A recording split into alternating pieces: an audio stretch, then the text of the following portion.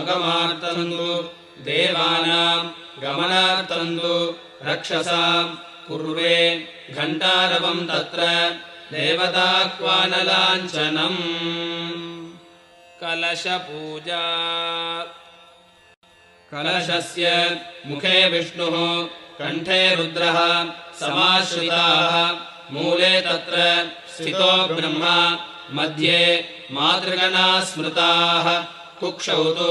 सागराः सर्वे सप्तद्वीपा वसुन्धरा ऋग्वेदोऽथ यजुर्वेदः सामवेदोऽपि अथर्वणः अङ्गैश्च सहिताः सर्वे कलशाम्बु समाश्रिताः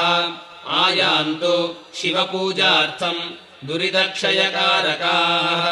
गङ्गे च यमुने चैव गोदावरी सरस्वती नर्मदे